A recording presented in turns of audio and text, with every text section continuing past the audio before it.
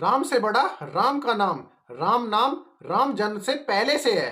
वेदों से लेकर ब्राह्मण संहिताओं तक में राम का जिक्र आता है। अलग अलग अर्थों में ही है, लेकिन राम नाम वैदिक काल से है।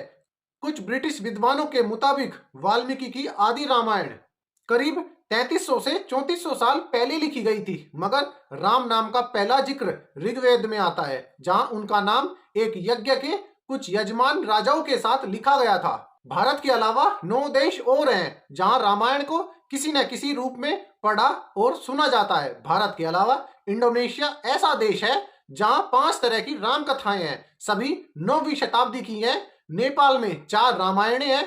जापान में भी रामायण का जिक्र मिलता है। अकबर, जहांगीर और शाहजहां जैसे मुगल शासकों ने भी वाल्मीकि रामायण को उर्दू में ट्रांसलेट कराया था। रामायण ही अकेली कहानी है जो अलग अलग तरह से पढ़ी और कही जाती है।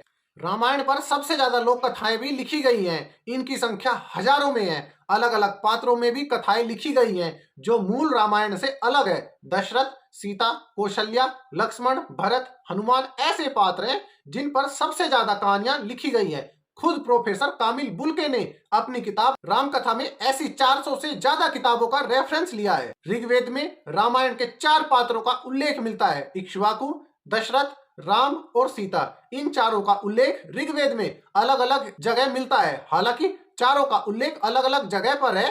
वाल्मीकि रामायण की रचना को लेकर 3 अलग अलग दावे हैं। ब्रिटिश इतिहासविद जी गोरेसिया रिसर्च रामायण भाग 10 के मुताबिक वाल्मीकि ने ही आदि रामायण की रचना की, जो ईसा पूर्व 12वीं से 14वीं शताब्दी की है, मतलब करीब 3400 साल पुरानी। वहीं एक और इतिहासविद DAW सेनेगल का मानना है रामायण का रचनाकाल ईसा पूर्व 11वीं से 13वीं शताब्दी यानी 3300 साल पहले का है। यह शोध उन्होंने जर्मन ओरिएंटल जर्नल में प्रकाशित किया था। प्रोफेसर कामिल बुल्के ने अपनी किताब रामकथा का इतिहास में लिखा है कि सारे प्रमाण देखने के बाद यह कहा जा सकता है रामायण का रचनाकाल ईसा पूर्व 2री शताब्दी यानी करीब 2400 साल पुराना है।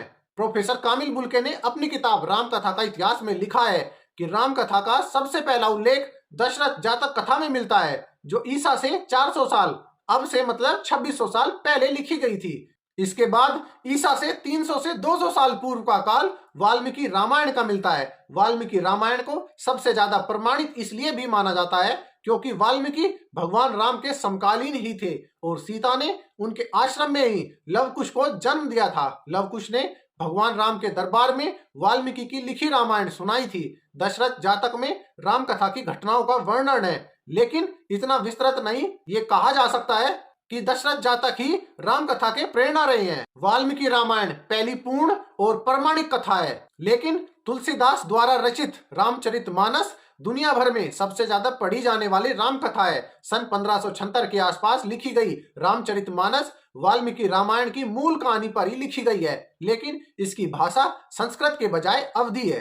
रामायण सिर्फ संस्कृत या हिंदी ही नहीं, उर्दू और फारसी में भी लिखी गई है। 1584 से 1589 के बीच अकबर ने अल बदायूनी से वाल्मीकि रामायण का उर्दू अनुवाद कराया था। जहांगीर के शासनकाल में तुलसीदास के समकालीन गिरिधर दास ने वाल्मीकि रामायण का अनुवाद फारसी में किया था। इसी काल में मुल्ला मसीही ने रामायण मसीही भी लिखी थी। शाहजहां के समय रामायण फैजी लिखी गई थी। 17वीं शताब्दी में तजुर्बा ए रामायण भी लिखी गई थी। ये सभी वाल्मीकि रामायण के ही उर्दू ट्रांसलेशन है। भारत में सबसे ज्यादा रामकथाएं ओडिया भाषा में लिखी गई है। उड़ीसा में 13 तरह की रामायणें प्रचलित है। इनमें दंडी और बिशी रामायण सबसे पुरानी मानी जाती है। वाल्मीकि रामायण के अलावा संस्कृत में 6 और राम कथाएं हैं। इनमें वशिष्ठ रामायण, अगस्त्य रामायण प्राचीन है। विदेशों की बात की जाए तो नेपाल में 3 तरह की राम कथाएं और इंडोनेशिया में 5 राम कथाएं हैं। नेपाल की रामायणें 8वीं और इंडोनेशिया की राम कथाएं 9वीं शताब्दी की मानी जाती हैं। 16वीं शताब्दी के बाद ऐसे कई विदेशी भारत आए जिन्होंने रामकथा पर रिसर्च की और अपने हिसाब से नए सिरे से लिखा। 1609 में जे फेनिचियो नाम के मिशनरी ने लिब्रो डा सेटा नाम की एक किताब लिखी। इसमें विष्णु के 10 अवतार और रामकथा की पूरी डिटेल थी। ये वाल्मीकि रामायण पर आधारित थी। 17वीं शताब्दी में ए रोजो रियूस नाम के डच पादरी 11 साल भारत में रहे। 1651 में उनकी किताब दी ओपेन दोरे में रामकथा थी। ये भी वाल्मीकि रामायण से ही प्रेरित थी। इसमें राम के अवतार से उनके रावण वध के बाद अयोध्या लौटने तक की कहानी थी।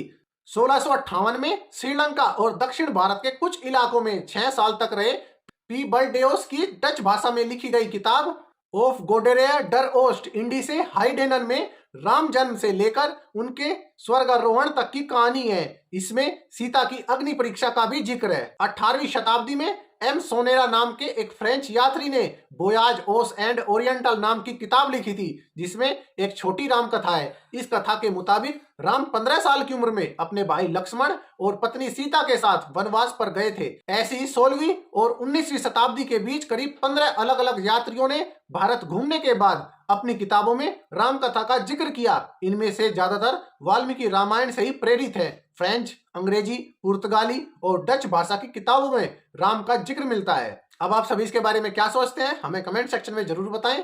जाते जाते वीडियो को लाइक कीजिए और चैनल को सब्सक्राइब जरूर कीजिए।